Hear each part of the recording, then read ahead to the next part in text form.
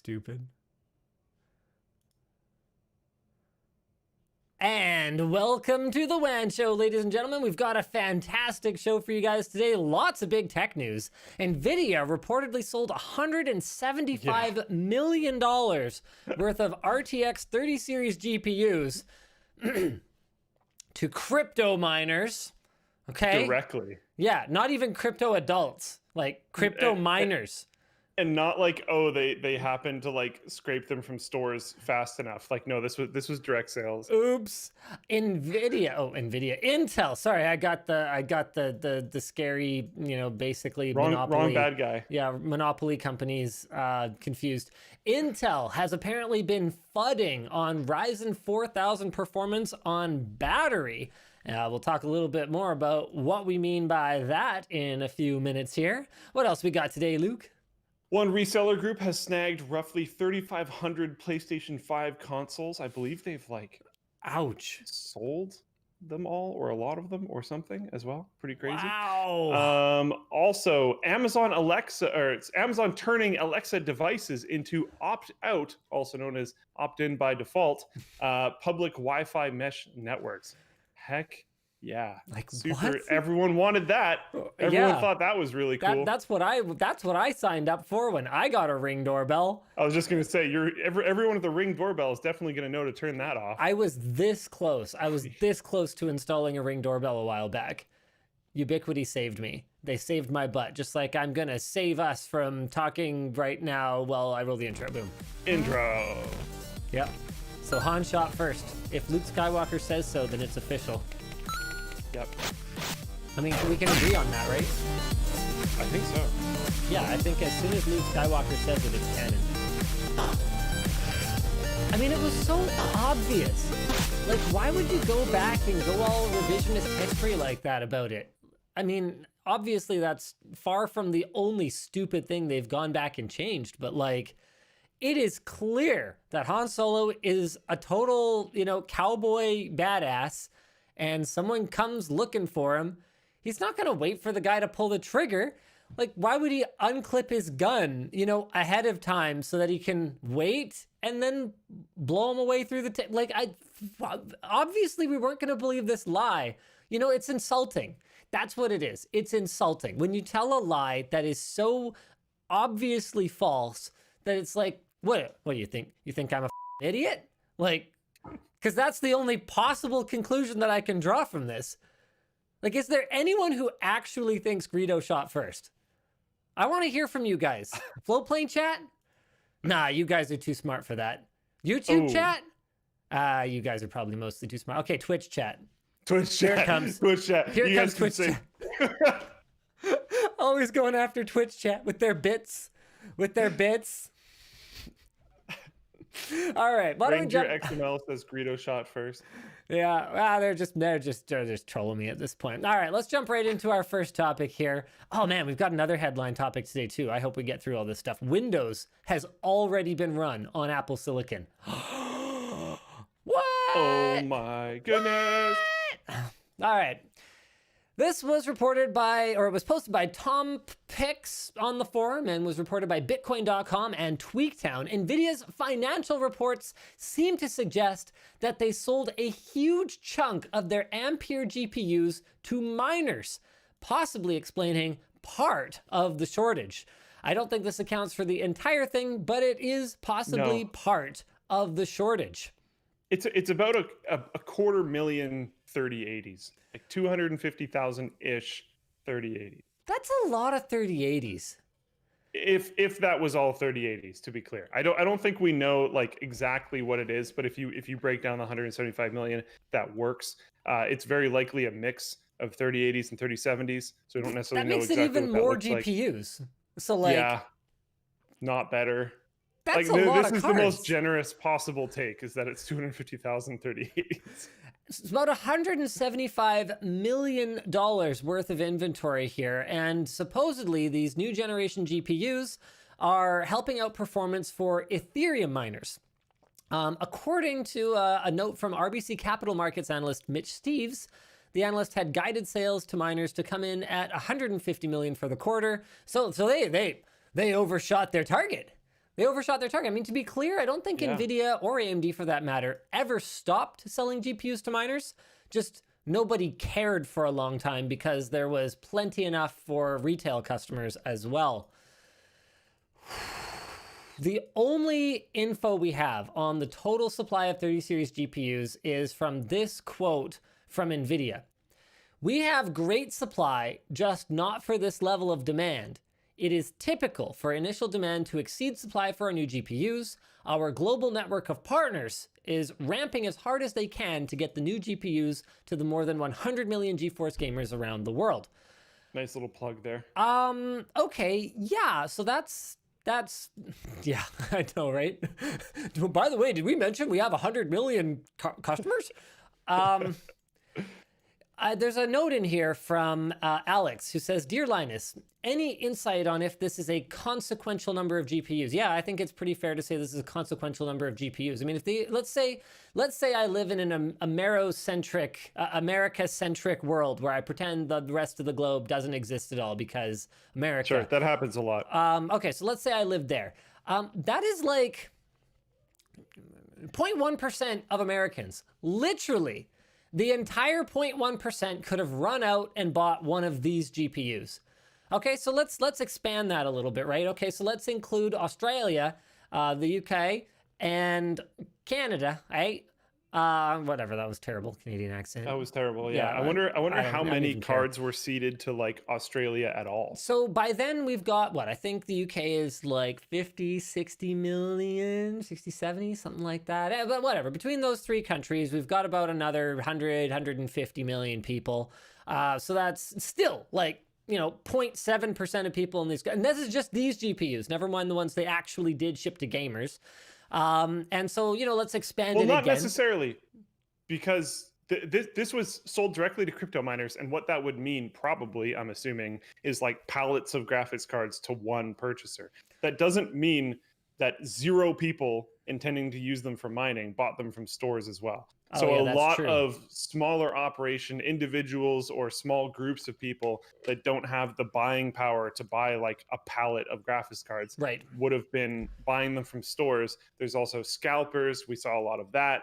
Like this strongly decreases the chance of gamers getting it because it's not only gamers that are buying from stores. But I'm too. talking just about what Nvidia is selling directly here. I'm saying Yes. if Nvidia sold these directly, 0.7 of the entire population, 0.7% of the entire population of like Australia, UK, Canada, and the United States, which if I'm to go based on our YouTube viewership numbers is like 70% of the English-speaking enthusiasts, something along those lines, would have been able to buy an RTX 3080. Now, when you consider that even among computer enthusiasts, an RTX 3080 is like a 1% product, right? I think it's pretty fair to say that if Nvidia had shipped these to gamers instead of to directly to crypto miners, pretty much anyone in those territories who wanted one could have had one by now. I could be wrong. I could have the numbers a little off. Maybe Nvidia shipped, I don't know, 10 times this much to the actual computer channel, like the resale channel. But I doubt it because it's not in these notes here, but it was in TechLinked. I think this works out to something like 6% of their GeForce revenue for the quarter. And when you consider that they're still shipping a lot of Turing, and it's not too, okay, don't quote me on this. I could be wrong on this. I don't think it's 6% of Ampere. I think it's 6% of the GPUs they've shipped, like the total revenue. So given they're still shipping a ton of Turing, I would think this is a lot of what Nvidia actually shipped for Ampere in that quarter. The weird thing about this to me is why? Like, why? Luke, why would they do this? Yeah, I don't know. Especially because they're going to immediately, like you've talked about this on Wan Show before, making one of these GPUs is basically like printing money. Like there's no question about whether or not it's going to sell. Yeah. If there was a question about whether or not it was going to sell and you could sell a pallet for sure, I could kind of understand that. Yes. When you know it's going to fly off shelves, I don't know. Maybe you're trying to own the mind share of miners. So when you release a new card, they're more on your side, but I don't think that's really going to be a thing. Yeah, I don't think that matters because I don't think miners make decisions based on that. I'm pretty sure it No, comes me down to neither. power consumption, hash rate. Like Yeah. it's very transactional. Very These are very mathematical. Yeah. commodity products for the mining Yeah. community. I don't buy that. I don't buy that. And they would have had to know that there was going to be backlash from the gaming community who they rely on for, you know, oh, I don't know, let's say the other 94% of their GeForce revenue.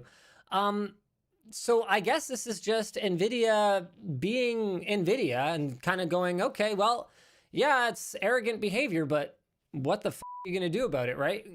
We're Nvidia. What are you going to do? Take your business elsewhere? Like, get bent, pretty much. I mean, people would probably like to, but they can't because there's no cards on the other side either. I wonder if partially for the same reason. Yeah, wouldn't surprise me. Wouldn't surprise me at all. That happened last time, didn't it? Am I totally wrong here? Yeah. I could be. Yeah, no, RX RX 570 directly. was like the big cheese, and AMD sold tons of GPUs directly to crypto miners at the height of the mining craze. And what was it, 2018, I think?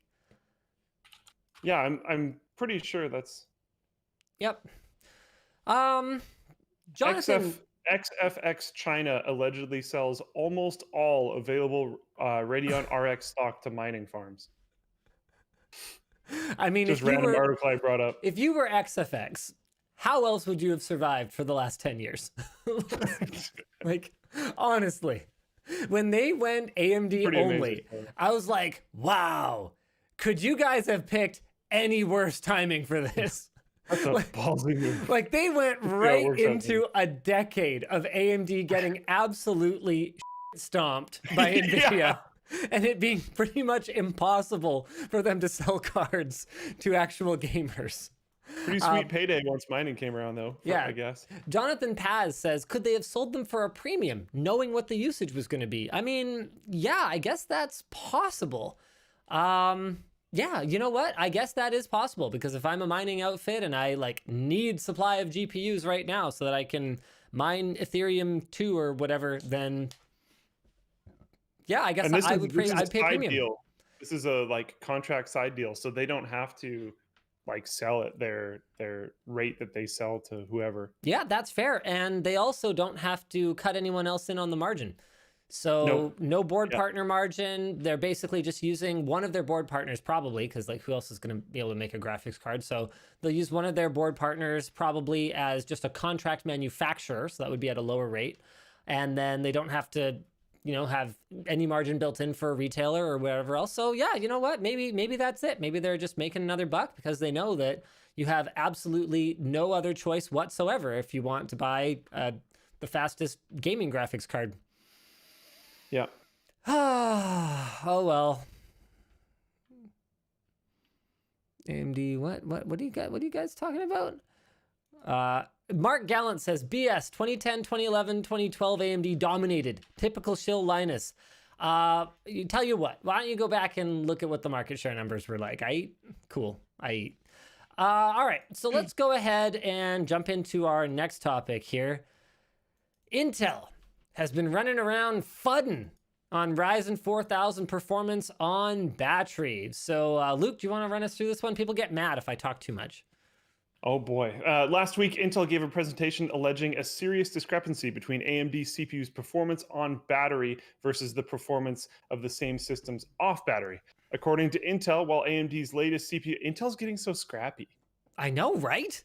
It's kind of cool. But they gotta I watched a video recently where you were like, "This is what competition brings," and I was like, "Yes." Was that finally. the cryo cooler one? Yes. Yeah. Yeah. According to Intel, while AMD's latest CPUs offer slightly better battery life than their Intel counterparts, they achieve this by reducing CPU performance when running on battery by 38 to 48%, which is actually quite substantial. Intel 11th gen CPUs apparently lose an average of just 8%. Intel's slideshow backing up these claims referred to benchmarks the company had run on a range of mobile Ryzen 3, 5, and 7 systems from Lenovo, with a single system sourced from HP. They drew from a wider range of systems for their Intel tests. They referred to benchmarks like Web XPRT, Sysmark, and PCMark. Web Expert. Oh, that makes sense. Yeah, that's fine. The You did central pretty thesis good of up till then. Intel's present. Sorry. You did pretty good up till that point. Yeah, I've Yeah. even ran that before. That was sad. The central thesis of Intel's presentation is that laptop reviews should not benchmark systems only connected to AC power, which That's way fair. back we did that. We did plugged in and non-plugged in. Well, actually, what we did way back was we didn't realize the performance differences were so stark, and we didn't pay much attention to it, I think, is what we really did. That was like way, way, way, way, way back. So maybe you're thinking of less way back? Maybe, yeah. Because I'm trying to think back to like unboxing in the house days. And actually, I don't even think we really like had like benchmark graphs or anything. By the time we were making charts, we would have been benchmarking properly. Yeah. But I was talking in the office. yeah. Oh, okay. Never mind then. And it is a good point. But where it kind of starts to fall apart is Intel's explanation. So they say the AMD systems wait for 7 to 10 seconds before engaging turbo mode, while Intel systems engage turbo more quickly. According to Intel, this is fair, most consumer workloads are very short, and this places AMD at a performance disadvantage relative to its own processors if they're not quickly engaging turbo. But Luke, hit me with the plot holes! I want to see the plot holes. The settings that control the amount of time before turbo mode engages, or turbo modes engage, and the overall performance delta between AC and DC power are settings that the OEM controls. What, the OEM, AMD. you say? Oof. Oof. Oof. Well, Intel did not acknowledge this as something defined by Lenovo versus AMD. Why did they use only Lenovo computers for AMD then, Luke? And they used a wider amount for Intel. No, there's always you stop talking, sir. I want an explanation. Why did Intel only use Lenovo and 1 HP machine to prove their point? Probably because they found some consistent data points that were really nice for them on those machines. No, that was surprising. That was a surprisingly forthright answer. Ah, yes, I accept it. Intel also did not explain why it chose to highlight the performance of the 4900 HS on the left-hand side of the graph above. Are you showing that? Nope. Do we have a graph? I will try to obtain a graph for you, sir. That's an amazing bullet point. When that CPU was not part of the set of 5 systems that were used to average performance. That's really funny, actually. Intel did not provide data for each individual system, showing that each system boosted in the same delayed fashion. And even if it had, 4 of the laptops were made by the same vendor, Lenovo. Okay, so I'm looking for a graph here. Haven't found a graph here. Well, whatever. The point is, Intel, can you just not, like, you have to know. The thing is they do know. I know they know, but you got to remember Intel's a gigantic company, right? So there's smart, diligent people at Intel, people with integrity at Intel who know that they're going to get called on this, and not even that, who know that they just should market the products honestly and with transparency. There's people who know that.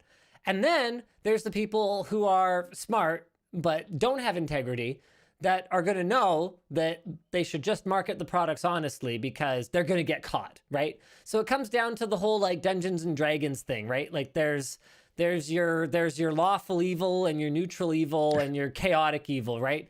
So your lawful evil is, you know, the marketing executive. And I don't mean like evil. I mean like there's people who are like, yeah, marketing is evil. You know, everything should just be a spec sheet. So, you know, evil in that sense, you know, marketing, okay? So that's your lawful evil, but, you know, it should be like honest marketing, you know? And then you got your neutral evil. It's like, you know, yeah, whatever, yeah, kind of whatever. We'll let it go. And then you got your chaotic evil that's just like, yeah, you know, whatever. We're just going to say whatever we want, and they're going to be too stupid to figure it out. And the problem that Intel runs into is, for whatever reason, the people who have the sense to just market the product in a way that is meaningful and honest seem to get drowned out by either dummies or dishonest people who think they're not going to get caught and or even if they do get caught, it's not going to matter. And I don't know what else to say about it at this point other than please stop. I was just going to say, I feel like they get caught every time, but now I wonder like what stuff is getting through the filter. Well, it's not just do they get caught, right? Because they get caught by the enthusiast community. But let's face it, the audience watching this show right now, it's about 15,000 people are watching this show right now. What percentage of laptop buyers is that? Like, it's like nothing. So unless all of you go talk to 100 of your friends, and who am I kidding? You don't have 100 friends. We're not even having Even an if impact. Facebook says you do. Yeah, even if you're Facebook. How many friends does Facebook think I have? Wow, I have not clicked on that link for a long time. I am not even signed in. Okay, then never mind. I don't know how many friends I have on Facebook.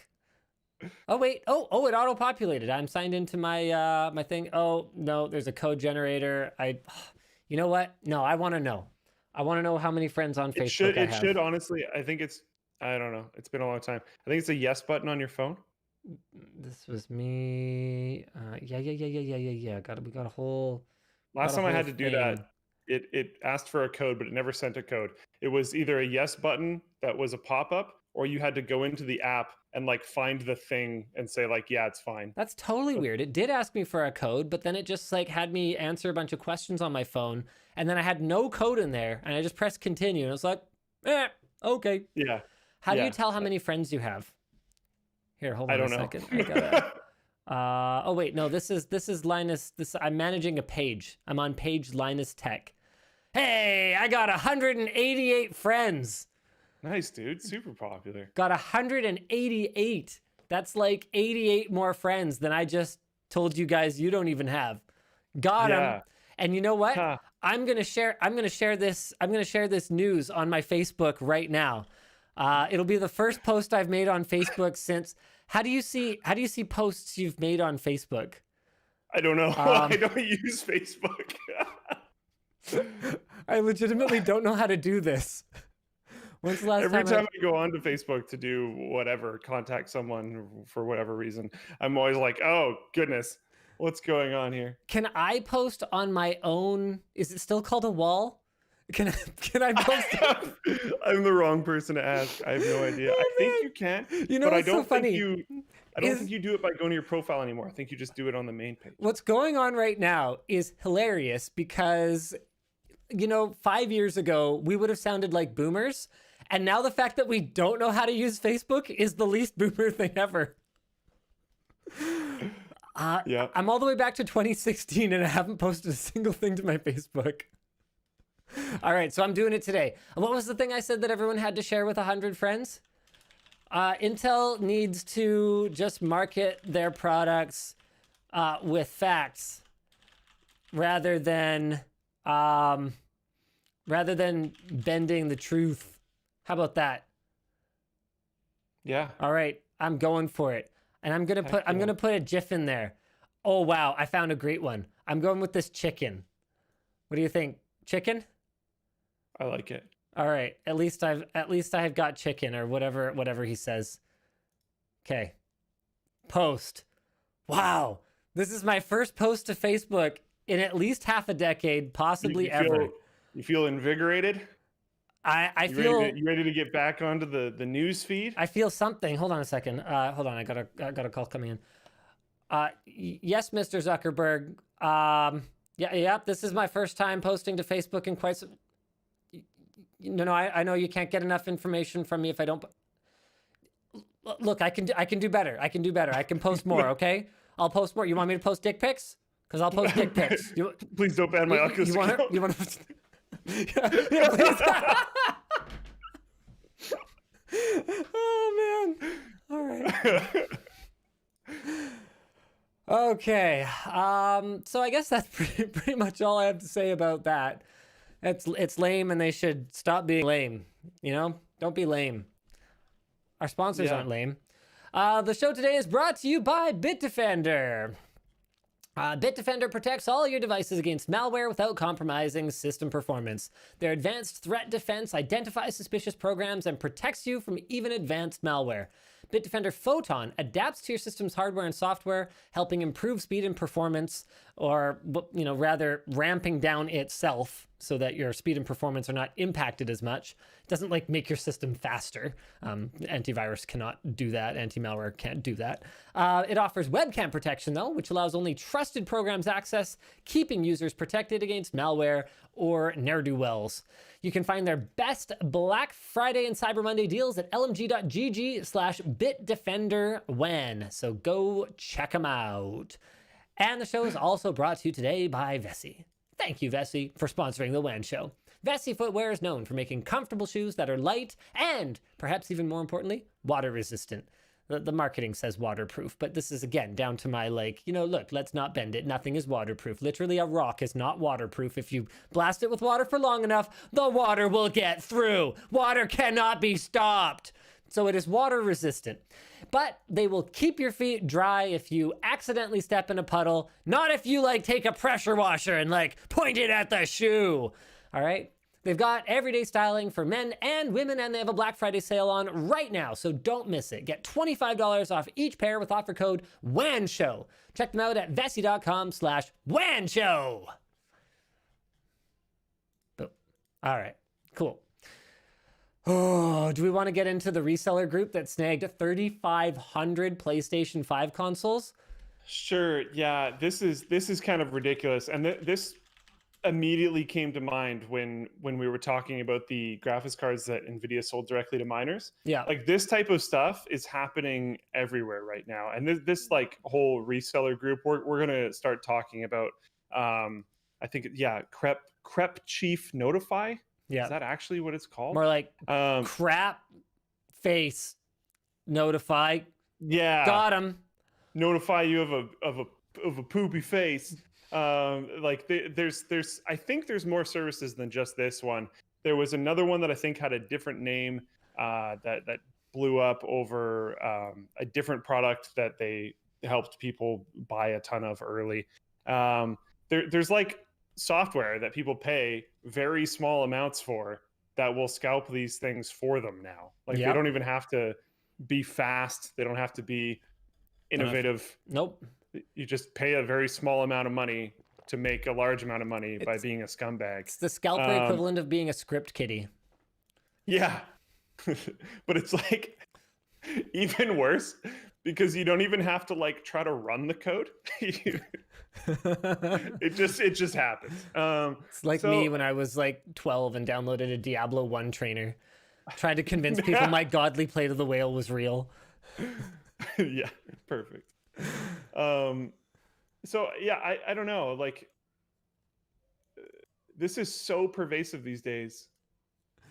So there's thousands of members in this group. Their collective number is just shy of 2,500 PlayStation 5 consoles across their members, in addition to just under 1,000 pre-orders from back in September. And how were they so successful? They were asked. We knew where to go before they announced it, said a manager at Crep Chief Notify. So they've got 12 people on staff. They charge a subscription fee for access starting at £30, so that's about $40 and going up to $530. That's significant. You got to scalp a lot of PlayStations to. Yeah. What? Oh, so it's not just PlayStation. Oh, so you can see. Oh, so they compete with other such groups to see who can snag the most. This is what I'm talking about. Yeezys, this is across everything. Internet sales in general are just ruined right now, basically. If you're launching some product, if you expect it to sell out and the community expects it to potentially, not even if you expect it to sell out, if there's a possibility that scalpers could drive it to the point of it selling out, they will do so that they can scalp you super hard. It's brutal. And internet sales in general, hopefully Stripe or Braintree or someone comes up with some form of actually really good solution to this. I have no idea what it could be, but hopefully they come up with something. Yeah, this is horrible. I don't know what you can really do, because honestly, the only answer that I can really come up with is some crazy Big Brother. You've got to scan your passport to buy a product, right? Like to Which create is a ridiculous. Scan your passport to buy some shoes. Like that's so exactly ugh. like some kind of providing some kind of horrific amount of personally Yes. identifiable information. It's like, look, to be clear, guys, I am not voting for that. Like, I'm just saying, I don't see any other way to have to enforce something like, you know, one per customer per item, right? Like, because people can have tons of credit cards or other payment methods and shop at lots of different places, and there's no feasible way to enforce it. I mean, one thing you can do is you can limit the number of places that you can get access to the product. So, I mean, but that only works in theory. Like Nvidia tried this when they had their Founders Edition cards. And what they discovered was that because they didn't have experience preventing people from checking out with multiple items, there was nothing they could do to stop the bots and scalpers anyway.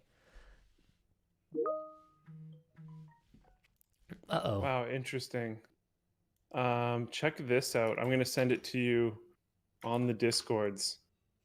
This was posted in Floatplane chat. Oh boy. What do you got? Oh, there he is. Stock checker with audio alerts. Falcadrin? What is this? It's a stock checker with audio alerts for, as you can see, coming through on the ticks, newegg.ca, Amazon, Best Buy. I don't know if there's others included. Okay. Hold on a second. You'll have to give me... dang it, Jake. Not now. Okay. He's messaging me about like some server optimizations that he's made. Okay, yeah, give me a sec. Let me pull this up. So, yep, I guess I want to go to this site. Look at this. Look at this crazy shiz, guys. So this is it. Stock checker. Interesting. This is, I feel like, a lot more manual. This is insane. This is completely insane. This goes on for hours. I think it just goes on forever. It's a live stream. Error, failed to parse card. The date. Oh my goodness. It's total madness. I mean, people have they've gone mad. Yeah, purchasing highly sought after items online is just ruined right now. Like, unless you basically want to be a scalper, and then it's the greatest time ever, I guess. Because you can like ruin Christmas for a bunch of people. Yeah, that blows. I mean, because it's about more than just like money at that point. For a lot of people, these products they have like an emotional meaning for them. Like, and not just for the people receiving them, like for the people giving them. Like, you're basically ruining the Christmas of a whole family that wants to like give their kids a game console or whatever. And especially while everyone's stuck inside with COVID, like, yeah, you're being a downer. You're being a Debbie Downer. Sucks, bro. It's not fun. It's not cool. That's the bottom line. You're not cool. I mean, you got money, which you could use to like buy cool stuff and then, you know, decorate yourself with it, which my understanding is that some people think is like being cool, but it's not the same. It's not the same. You're not actually cool. So one reseller on Twitter said, with a photo of what appeared to be more than a dozen PS5 consoles, my bot came through. He was selling the $500 PS5 for $1,100 and the $400 model for $900. That's crazy. That's like a quick 5-6 grand. Unbelievable. Sony is selling directly to consumers, but the resupply drops are sporadic. GameStop said it would have consoles available in store for Black Friday, but the only guaranteed quantity is 2 consoles per store. Derp. Walmart is offering sales on Black Friday, but only through the web store. And Best Buy has said they won't have any additional consoles for the rest of the holiday season. Now that's a little sus. That's weird. Why would everyone else really be getting weird. shipments and Best Buy's not getting shipments unless they're unloading them at a higher price on the side? Someone find a way to mine cryptocurrency on PS5s? I know, right? Oh, it's a matter of time. Just selling stuff. It's a matter of time, Luke. PS5, I think, is less likely than Xbox. Yeah. Oh. Okay. Well, in other news, here's a product that you can definitely get because I was totally mistaken about how many of these we had in stock when I talked about it on the previous live stream. We actually have like, I think it's lot. 10,000 of these in stock. Well, okay. We've sold through like well over 1,000 of them. So they definitely are selling, but we just also do have stock. So this is my pimp speak, my pimping out, lttstore.com. This is my pitch. All right. It's my LTT store, my LTT store spot. The ABCs of gaming. Suck at gaming? Want your kids Is this a maybe you don't even want to answer this. Is this a one-time run thing? I don't know. Is hardcore. Your kid will quit wetting beds and start clicking heads. L is for loot, noob. So I've been thinking about getting like a few Don't have friends? and just like Buy having me. them It's the for perfect when bridge between friends of screen mine time inevitably and have dream kids. time. Get yours now at lttstore.com. The ABCs of gaming. Can you spell pwned? Batteries not included. All right, so that's it. That's the fun little commercial that we made for it. Playing the video, I was like, "What is he doing?" Yeah, I played the video. So it's something we plan to run for the foreseeable future. And between all the samples we got from the manufacturer we ended up using and all the samples that we got from all the manufacturers we didn't end up using, I'm sure I've got you covered, Luke, if you ever need a desperation gift. You know I always Nice. got your back for that.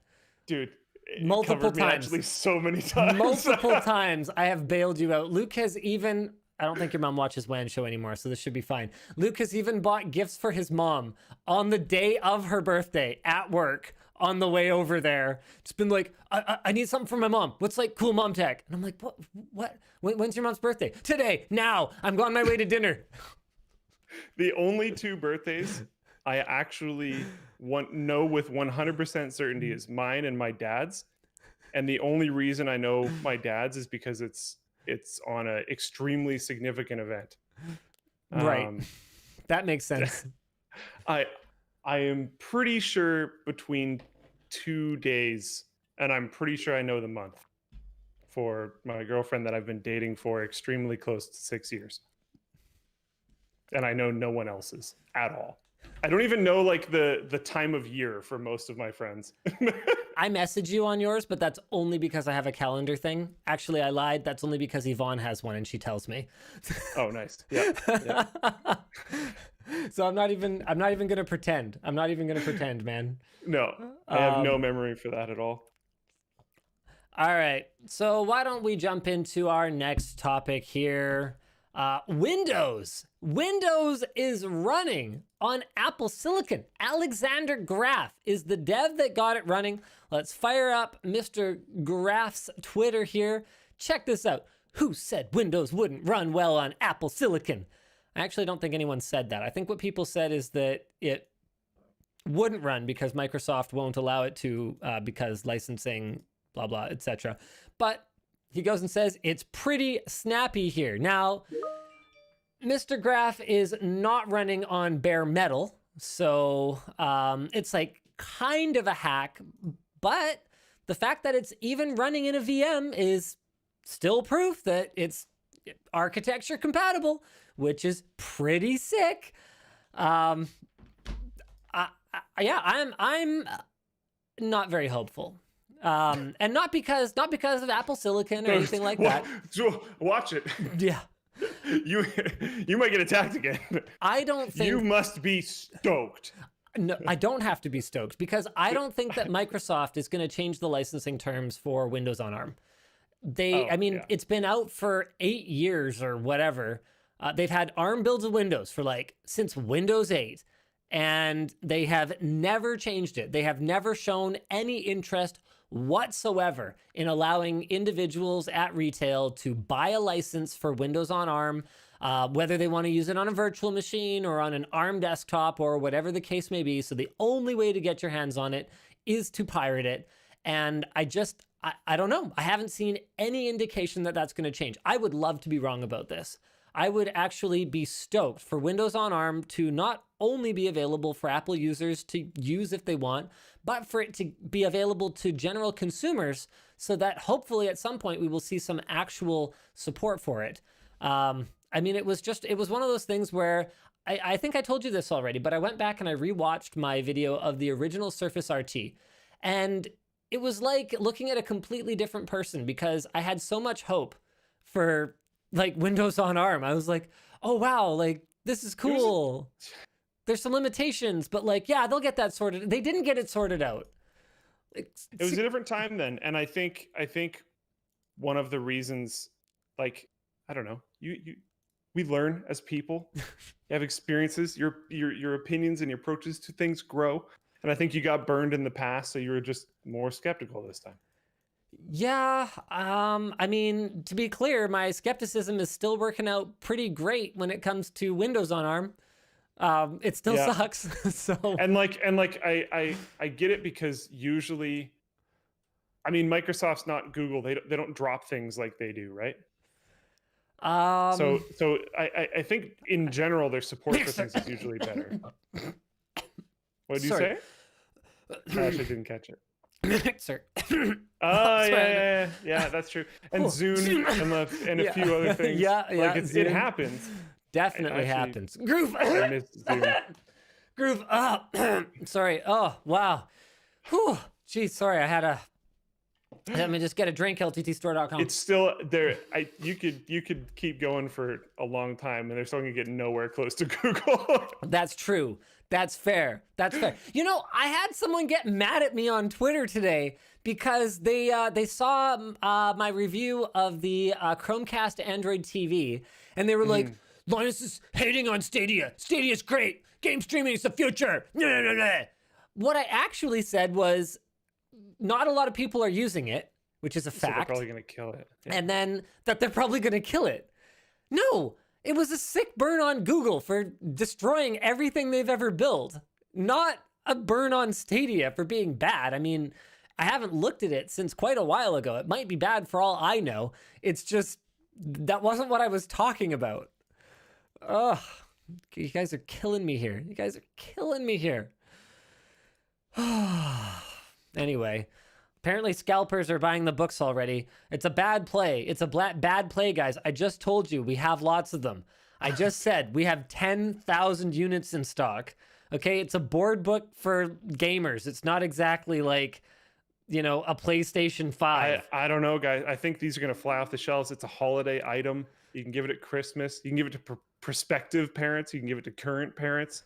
You can stock up now and have spares, just in case, like in my situation, you're growing up now and some of your friends are going to have kids. There's probably going to be a baby boom from COVID. You might as well be prepared. Oh my God, there probably is. Yeah. You are so right. How did I not think of that? Yeah.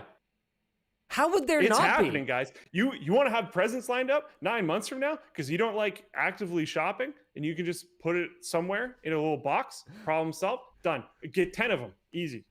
No big deal. Someone bought 7. Solved. 7 is not the right number of this book. You should... Maybe he has exactly 7 friends. Okay, that's possible. He just knows his environment, you know? That's possible. Intelligent purchase. All of that stuff you said was actually stuff I totally thought about when we decided to do this book. It was like, hey, when I was reading like ABCs to my kids, why is it A is for Apple? A can be for lots of things, like arcade or Atari. We couldn't do and Atari, like though. when you did your, I think it was last Wan Show, you did a little excerpt where you read from it a little bit. Yep. I thought it was pretty good. Aw, thank you. It's kind of clever. A lot of our generation plays at least some amount of games, or did at one point. It's a fun take. It's not too expensive. It's pretty cute. pricey. I can explain that though. Like, it costs money to self-publish. It's $15 US. Like, it's Is on that a lot? I don't know. A typical board book is anywhere from like 8 to like 12. So we're definitely on the high side. But the cold hard truth is that we had to self-publish. So we're taking on all of the risk, taking on all of the cost of working directly with a manufacturer and producing, let me put it this way, the 10,000 units we have, that's the initial shipment. That's the air shipment. There's more coming by boat. Like, we have a freaking ton of these things because we self-published it. So there's that. There's also the fact that our distribution is done through like my ex-bros from NCIX. We're not Amazon. So our distribution costs are very significant, and that has to be baked into the price of every product. That's why the cable ties they're either $10 or $15 or something like that, or like $20. And it's because we had to order like tens and tens of thousands of them, store them for literally over a year, which cost money too, because they sold really slowly. And we have to pay a bunch of distribution fee every time we have to ship one. So it just is what it is. So also, the reason that we wanted to market at that price was that there are many booksellers that have to, it's a requirement for you to sell in their store, that they have to be able to advertise a lower price than what's printed on the back of the book. So we wanted to get out ahead of that. If anyone ever carries it. So far, they haven't. I'm actually really surprised. We talked to Best Buy. And I don't know. I guess clearly nothing ever came of it. But I'm looking at it going like, why not? Why not? Like, how did you not just be like, yeah, I'll bring in 10 units per store. It's basically zero risk. And it's just like... This is something that if you put it in the impulse buying idle at like kind of our age group, I could definitely see that moving. I don't know. No, like 18-year-old me going in to buy an Xbox game or whatever the heck. No, I'm not going to pick that up. But like, if it's in the impulse buying aisle and I'm like, hey, so-and-so is going to be having a kid soon or had a kid recently, I pick one of these up just in case there's some gathering or something, I can give it to him. That'll be a cool little gift. Like that's absolutely something I would do. Yeah. So Joe Smith says, I think Linus over-ordered the way he's talking. It depends. So we knew we were bringing these in for the holiday season, and we didn't know if any resellers would pick it up. The way it is now, we'll sell through them eventually. Like, we launched this 3 or 4 days ago, and we've already sold, I think, about 1,200, 1,300 units. Like, they're moving. It's fine. I'm not actually worried about it. It's just that it will take a long time at the rate that it's going. So we're going to have to absorb some of that storage cost in order to meet the order quantities that we had to manufacture our own book. And the other thing we didn't know was if this was even going to be enough. If someone like a Best Buy had picked it up, or someone like a Chapters or Indigo had picked it up and been like, okay, I want 100 units per store, that would have been 100,000 units. Right? So if someone picks it up, then we won't have enough. And if nobody picks it up, then we've got too many, but we'll sell through them eventually. It's a really fun little book. I'm not actually worried about being stuck with them forever. We're also hopefully going to do a little bit of marketing around it, like on like Twitch and Facebook and YouTube gaming and stuff like that. And that's why we produced that 30-second clip. So hopefully it's all good. You know what? I'm gonna go get it. I'm gonna read you guys a couple pages. People are like, what is this, a kid's book? I'm like, yeah. Nice. A board book. While he's gone, is there anything we can go into? I believe the next topic we are going to be talking about is Amazon turning Alexa devices into opt-out public Wi-Fi mesh networks. This is actually amazing. This topic is fantastic. It's called Sidewalk. Oh, he's back already, so I won't dive too far into it. But I'm pretty excited to talk about that. All right, I'll let you pick. I'll let you pick 6 letters. Okay. L. Oh, sorry, 1 sec. Hey, Munchkin, what's up? Do you ever need a ring with a 1 on it? A ring with a 1? Yeah, do you ever need one? A ring with a straight line on it? Maybe later. No, like tomorrow and the day after tomorrow and for a long time. Do you ever need one? Maybe. Okay. Do you distribute to book reviewers? Is that a thing? Like I can take right off. Because they're to know when it's the 30th. Okay. Thanks, Well, like Munchkin. Before the 30th. Okay. I have no idea what she's talking about. All right. All right. So you want L? Okay. Just Yeah, L. Here we go. Oh, there we go. L is for loot. Didn't get the drop you need. Start over with a different seed. Hey, I like it. I like it. F. F. Okay. F is for frame rate.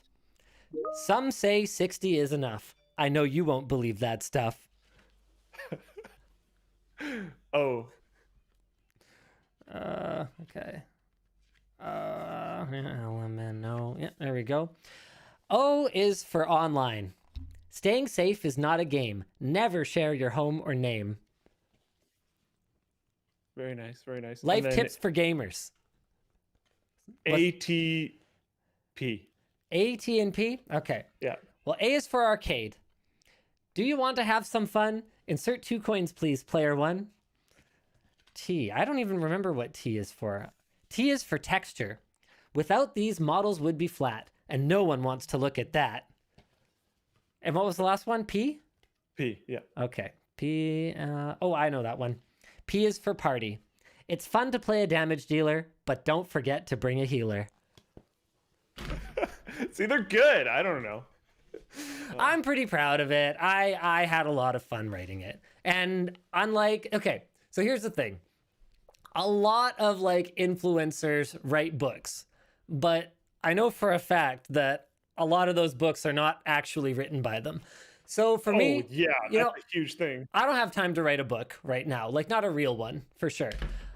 So what this was the book that I actually have time to actually write.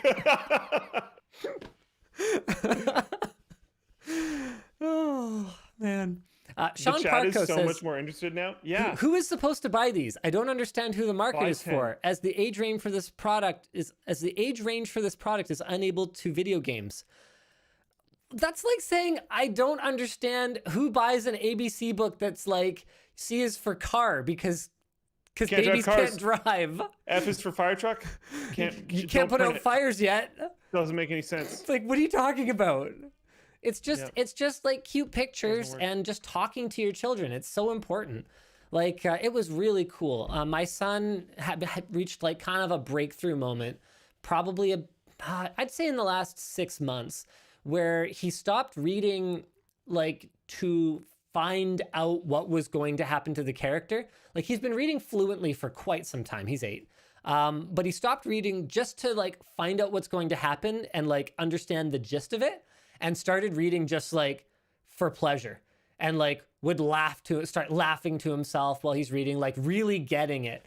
And it's a ton of work to get your kids not just knowing how to read, but really valuing reading. And it is so important for so much. It's more than just the ability to absorb a story.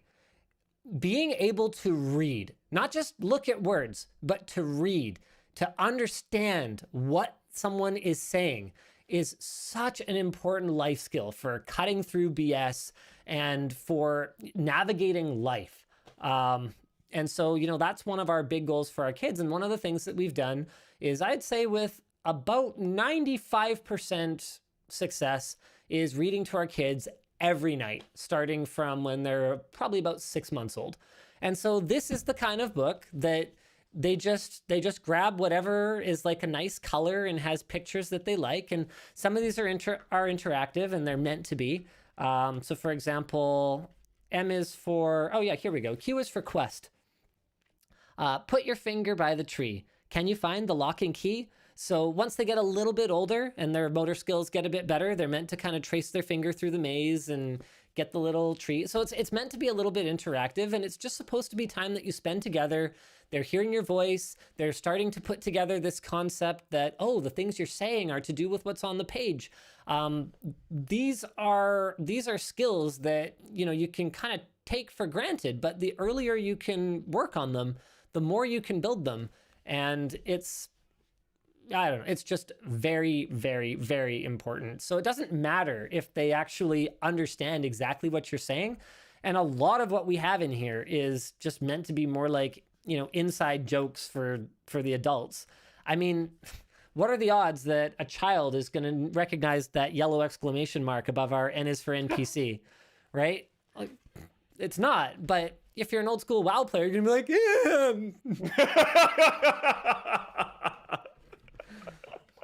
Who did the illustrations? Who did the Sarah art? did. Sarah did. Yeah. Yeah. She We had did. some people asking in chat. She did an amazing job. So we didn't put either the author or illustrator on the front because we wanted this to be more like by Linus Media Group, but we do have credits for me and Sarah on the back. Cool. Yeah. Oh, actually, which one was I looking at before? And Someone in chat said, I'm just sad L is not for lttstore.com. No. I mean, we thought about having some jokey ones like that, like F is for pay respects or, whatever. But, oh, interesting. Okay.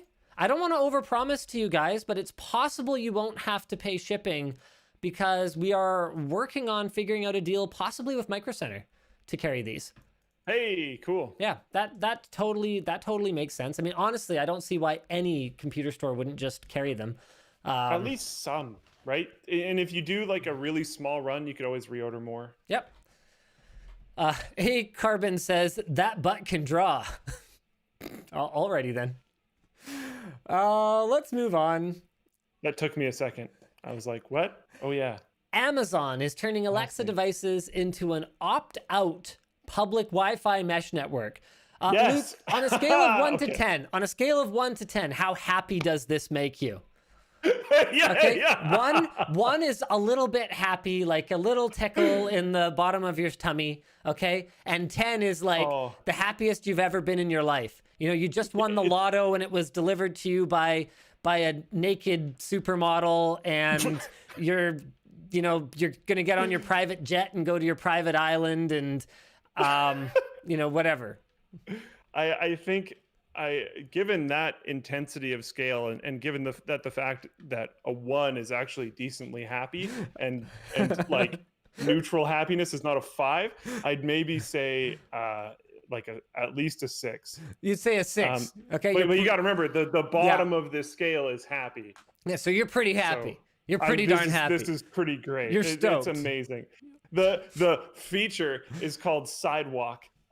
It is sent to launch later this year. Man, I'm like up in my chair and everything. It will connect Alexa devices to nearby Wi-Fi networks, anyone's, even those owned by other individuals, not like store hotspots or anything like that. Sidewalk uses Alexa devices, including Echo and Ring doorbells, to create shared networks meant to help devices work better.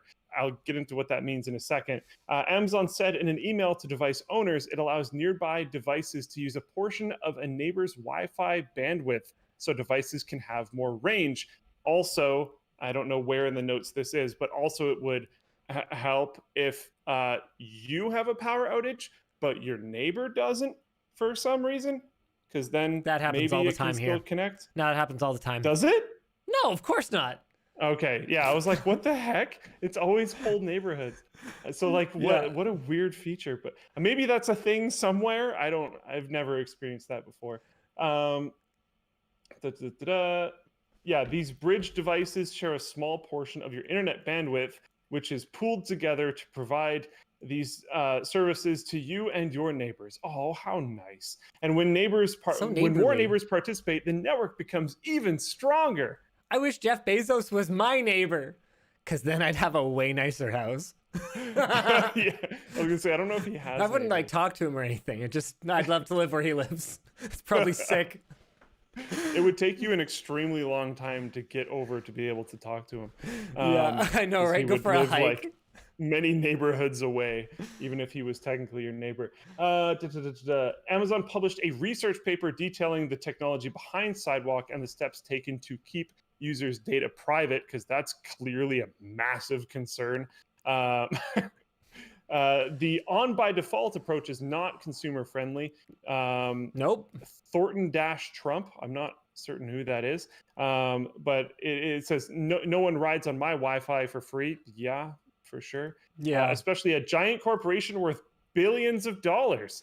Yeah. There's a website. I don't know exactly what the URL is, but it gives a graphical representation of how much wealth Jeff Bezos has accumulated. Oh, I know, and it just versus, like you scroll a bunch like of other things. endlessly, and you like You can't just scroll forever. that far. Yeah, Yeah, it's amazing. yeah, it's pretty good. And it shows like the amount of money a doctor will make in their lifetime, and it's this like tiny, It's like a pixel. minuscule, just just no size at all compared to the absolute mass that is Jeff Bezos's personal wealth. Even after losing a ton of it in a divorce, beautiful. Amazon says, before Sidewalk launches, we will notify existing customers with eligible bridge devices so they can consider the benefits of Sidewalk before deciding if they want to change their preferences. Very, very specific wording there. And after all existing customers are notified, all customers setting up a Sidewalk bridge for the first time will have the opportunity to enable Sidewalk during device setup. It's basically only in the US right now, but apparently some people outside the US have received emails notifying them about the launch. So we're not necessarily sure what that means, but it is only in the US for now. All right. So, Yeah. I mean, there's really no good way to put this. It is a matter of time until this gets horrifyingly exploited. And the fact that it is opt-out rather than opt-in. So that means it is enabled by default, means that there's going to be a ton of non-tech savvy people who don't understand that smart doorbell means it's connected to someone else's servers and someone else is poking around in there that are going to be exploited. This is a matter of time, and it's that's a shame. And considering how this is worded, we will notify existing customers with eligible bridge devices so they consider the benefits of Sidewalk before deciding if they want to change their preferences. There's a lot of very specific word usage in there. If they use that type of language when notifying their customers about the benefits of this new beautiful feature, they're just going to turn it on. Be like, whatever. It's not turn it on. They will not turn it off. Right. Oh yeah, sure. That sounds fine. Yeah. Yep. Yeah, whatever. I don't want to bother going to that dashboard. I don't know how to get there anyways. Exactly. In other better news, the EU votes for standardized repairability ratings on electronics. The European Parliament has voted to develop and introduce mandatory labeling to provide clear, immediately visible, and easy to understand information to consumers on the estimated lifetime and repairability of a product at the time of purchase. That is awesome, especially because even though I'm not European and therefore it doesn't technically affect me, a lot of the time, you can still get the information. Whatever the EU does tends to trickle down into other regions just because it's very inconvenient to produce a product one way for the EU, like with better repairability so that you can have a better score, and then another crappier way somewhere else. Like if you're going to make it properly in the first place, you might as well just ship the good one everywhere. So this is fantastic. It's hoped that this will result in a mandatory repairability score index for all electronic products sold across the EU to help consumers shop with confidence and reduce planned obsolescence. I wonder who's going to oversight that, and I wonder what metrics they're going to look for. I have no idea, but the EU motion calls for a repair score similar to the scores that iFixit has been assigning to gadgets for the past 15 years. I would love to see iFixit tapped to help develop something like this. I don't know if that's how it'll go down because iFixit has their own agenda. You know, you can't necessarily just draw them into like and they're American, aren't they? Yeah, a government body. But according to a recent survey, 77% of EU citizens would rather repair their devices than replace them. 79% think that manufacturers should be legally obliged to facilitate the repair of digital devices or the replacement of individual parts. And the resolution was adopted with 395 in favor and just 94 against, with 207 abstentions. Good news. Good news. It is about time that right to repair started getting taken seriously by legislative bodies. I'll be very interested to see what the new US administration does, if anything. One of my big worries is that they're going to feel like, oh, you know, left-wingers are going to be so glad that it's not Trump anymore that we can just kind of do whatever and no one will care. But that's not how it's going to go down. They have to like actually do stuff that matters, like protect net neutrality and like help right to repair and stuff. Actually, I think it's pretty much bipartisan opposition to right to repair at this point. So I shouldn't really be hoping for anything.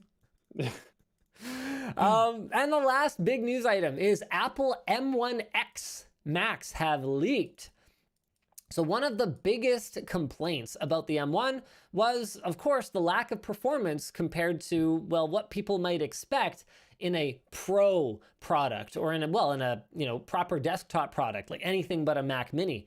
And it looks like the reason is that Apple was holding out for the M1X, which is going to have 12 cores in total, 8 Firestorm performance cores, and then 4 Ice Storm high efficiency cores. And, naming. 4 more cores instead of, so 12 versus 8 might not sound like that big of a deal to you, but if it's true, according to our testing, that would put CPU performance roughly in line with the 2020 27-inch iMac, which runs a 10-core Core i9 CPU. And if I had to guess, I'd say that thing is probably going to come in the 40 to 45 watt total system power range. That is nuts. That's absolutely nuts. Whew. Leaks Apple Pro has a spotty leak record at best, but Apple is specifically incentivizing purchases of Intel-based 16-inch MacBook Pros and 21-inch iMacs for Black Friday by offering $150 gift cards, strongly suggesting that these will be the next products to receive the Apple Silicon treatment. Sweet. Makes sense. Anthony notes, doubling the Firestorm cores makes all the sense in the world for a higher performance M1. They don't really need to do much else than that. I would say that a little more I/O would be good, so I don't know if I 100% agree with him, but it's also possible we'll see that. He has no reason to believe this would be inaccurate, barring exact pricing and availability and which products they appear in. Anthony note 2, if I had to guess, it'll take some time before a 27-inch iMac and especially iMac Pro are available, maybe end of 2021, early 2022. For the 27-inch. I don't know, Anthony. I think it could be sooner than that. I think Apple's they're going on this. They're gung-ho. Yeah. Full gung-ho. Just like I'm gung-ho on reading Superchats. All right, guys. What'd you send to people who don't need your money? Thanks, Robert Mail. Happy American Thanksgiving, he says. Lucky Falcor says, in a recent TV review video, you said to get good blacks with a projector theater room, you would need to control the lighting. I suggest a video with Vanta black painted walls to control the light. That would actually be sick.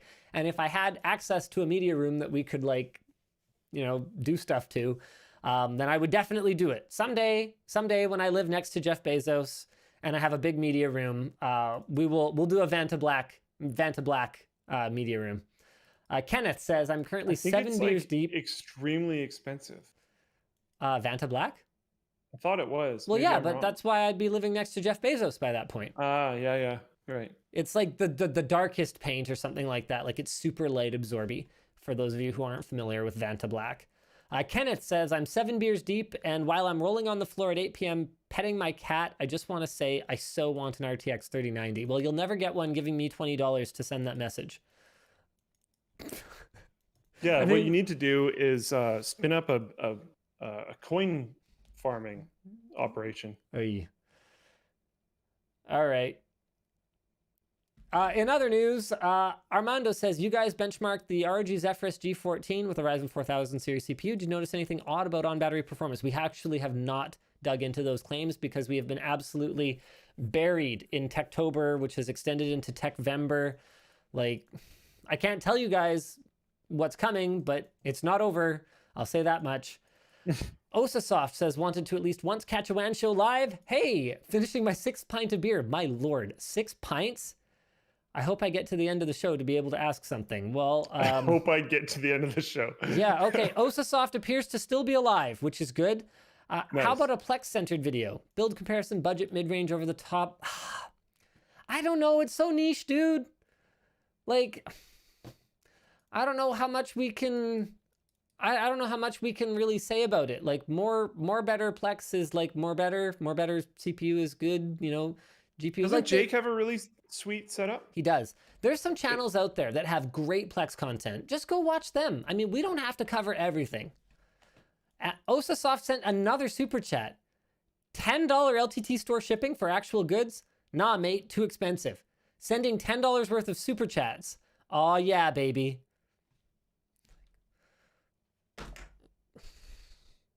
Faith in humanity lost. Faith in 6 pints increased? Yeah, exactly. Clearly drunk texting me at this point. I think so. Oh man. This is kind of funny. Dalseems says, I learned not to use honey with Domino's Pizza. It added every available coupon to the cart and got me all the pizza deals. Nearly ended up with 60 pizzas. How does that work? They must not have had it limited to like one code. Okay, do you know about this Project Diablo 2?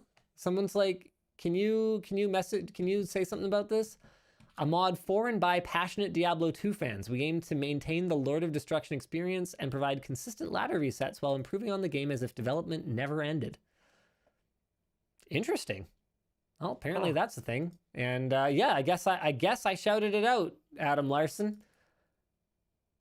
I definitely find Diablo 2 more interesting to play than Diablo 3. Wait a minute. Addled Spoon says there's a Wan Show reference on Letterkenny, Season 2, Episode 1. You have got to be kidding me.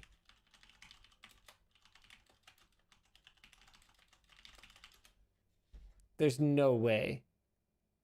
I don't see anyone that has specifically clipped that. I would be Are you sure it's a Wan Show reference, or is it just like a video podcast reference? Yeah, it's probably not Wan Show. It's probably not Wan Show. All right. There's a few more here. A Flying Modem says, I'm actually someone who got his GF pregnant during the pandemic. Lol, 6 months to go. So the book is something I'm super excited about. Thanks, I was just going to LMG. say, Hey, get a book. Flying Modem, what you should really be doing is saving your money, not sending super chats, because kids, dang, they're expensive. Also, by the way, if that already happened, you don't know there might be number 2. You should get more than one book. They might destroy the first one.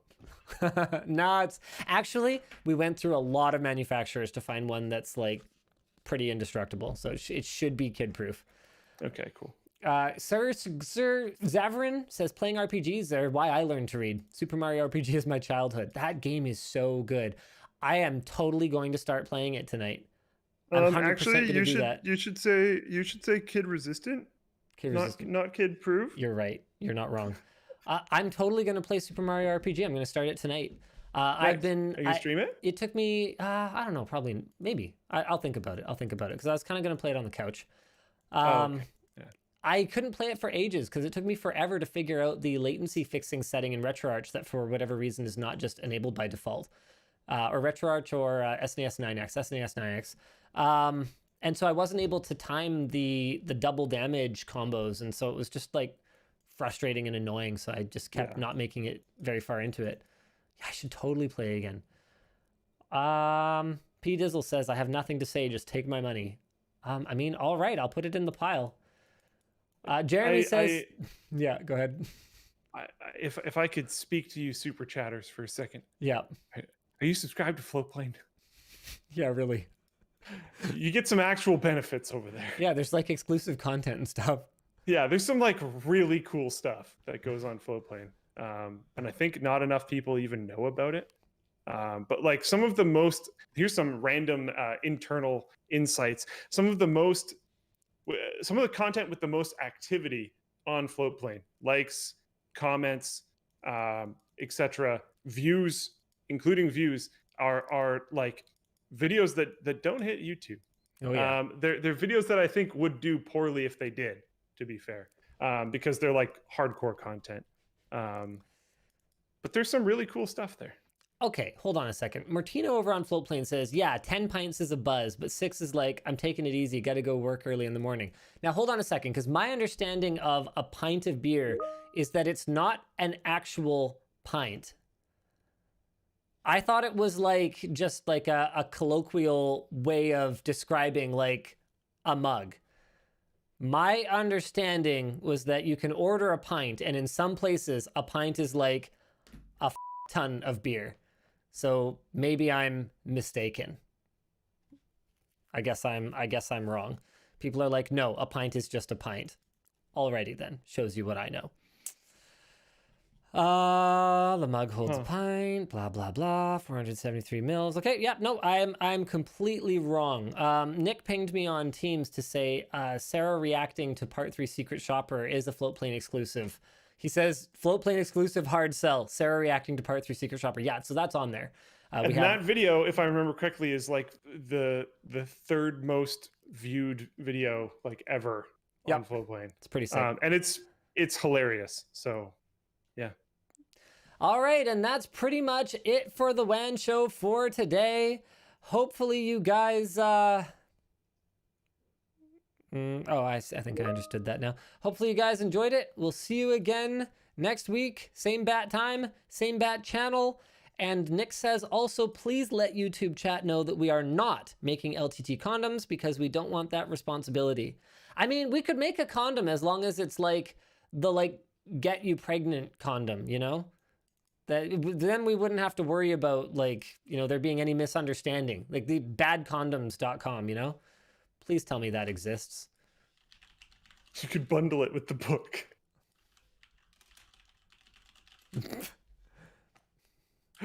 Badcondoms.com. $2.99 for the first year. Available. Really? Nobody wanted badcondoms.com. How is that even possible? So I can think of all kinds of great business ideas that would go with badcondoms.com. And I think we're done here. To be fair, no one has goodcondoms.com either. Really? Except that one costs a lot more. Oh yeah, and also part 4 of Secret Shopper is already out on Floatplane. It'll be coming to YouTube soon-ish. Very good as well. Secret Shopper was great. Yeah, I really enjoyed it. It's a lot of work, but it's a lot of fun. I'm sure it's a ton of work, but yeah, it's very entertaining to watch. All right, see you later, guys. Bye. End stream. YouTube is dead.